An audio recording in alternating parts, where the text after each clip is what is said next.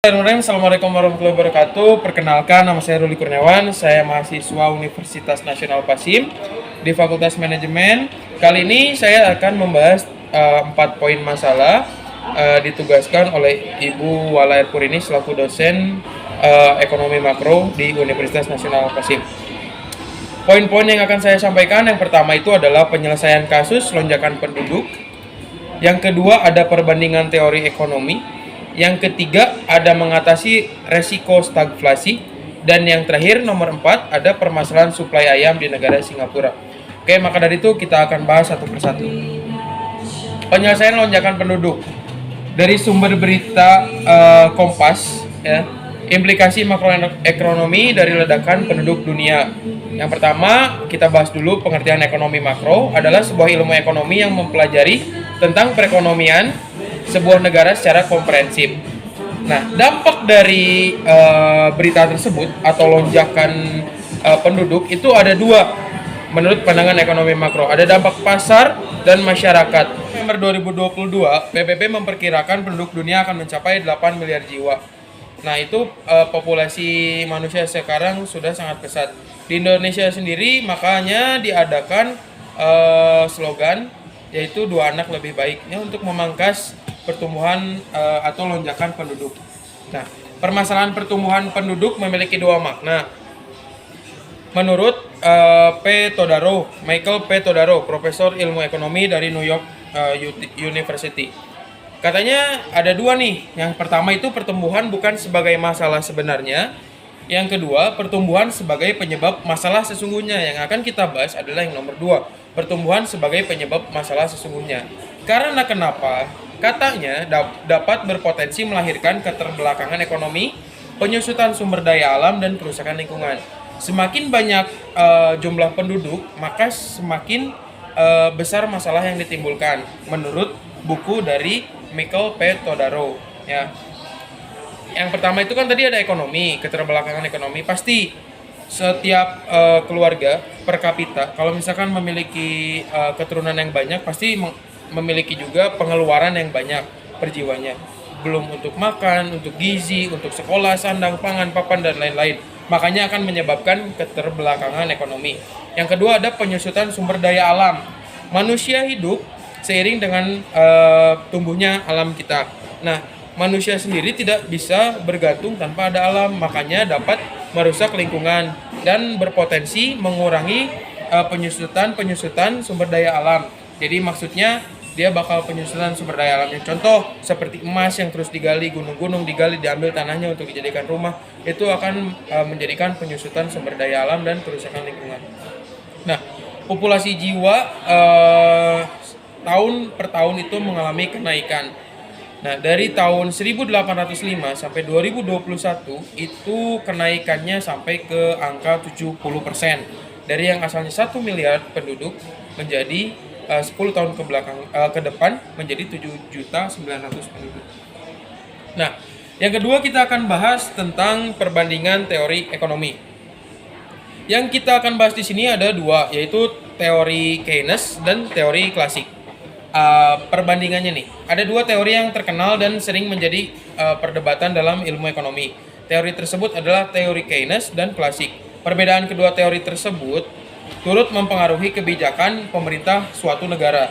Karena kalau teori Keynes itu mempercayakan pemerintah harus ikut berperan aktif dalam mengendalikan ekonomi. Sementara untuk teori ekonomi klasik, biarkan ekonomi berjalan dengan mandiri tanpa ada campur tangan dari pemerintah.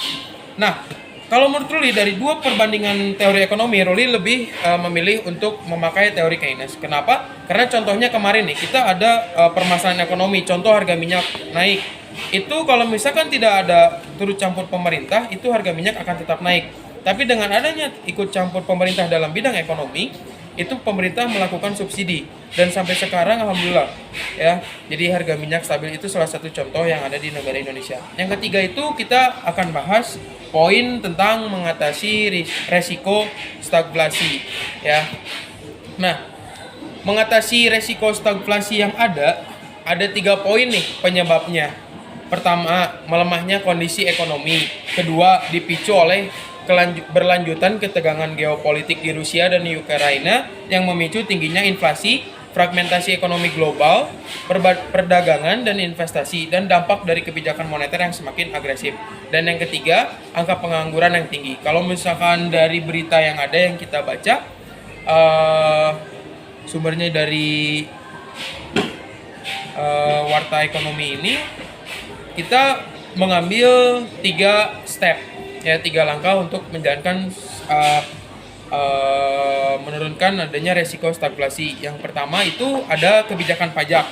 Kebijakan pajak di sini harus diatur kembali karena bisa memberatkan para pengusaha dan masyarakat.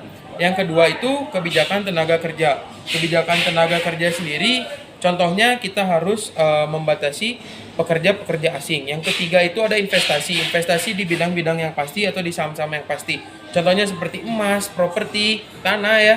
Itu adalah investasi yang sangat baik untuk mencegah adanya stagflasi.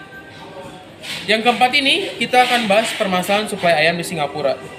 Dari judulnya, dari CNBC Indonesia, Singapura kiamat ayam, RI mampu nggak kirim? Yang kita akan bahas di sini adalah tentang agregat supply, hubungan antara jumlah barang dan jasa yang ditawarkan, dan tingkat harga. Nah, Singapura itu asalnya diekspor oleh negara Malaysia daging ayamnya, dan sekarang Malaysia memutus hubungan itu, dan akhirnya Singapura terancam langka ya daging ayam di sana, dan harganya udah pasti naik. Di sini Indonesia katanya itu memiliki celah untuk masuk. Nah, di sini kalau menurut Ruli penyelesaian kasusnya, yang pertama itu Singapura harus bisa menekan permintaan daging ayam atau konsumsi daging ayam, bisa menghadirkan solusi lain. Contohnya seperti daging sapi atau ikan yang biasa dikonsumsi oleh masyarakat Singapura. Karena masyarakat Singapura itu hampir sama dengan masyarakat Indonesia.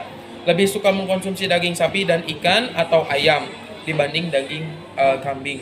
Yang kedua, Singapura harus bisa menciptakan lahan peternakan agar dia bisa mandiri. Dia tidak selalu bergantung ekspor dari negara lain ya untuk kebutuhan masyarakat di Singapura. Jadi Singapura harus menciptakan lahan peternakan ayam sendiri gitu. Dengan teknologi yang canggih sekarang banyak kok ya bisa menghadirkan solusi menciptakan lahan peternakan. Yang ketiga, untuk Indonesia nih yang katanya mau mengekspor daging ayam ke Singapura. Kalau menurut Ruli, terlebih dahulu harus bisa memastikan kebutuhan daging ayam di dalam negeri. Jangan sampai kekurangan. Karena kenapa? Karena kalau misalkan di Indonesia sendiri kekurangan pasokan daging ayam, maka di Indonesia akan mengalami kenaikan harga di daging ayam.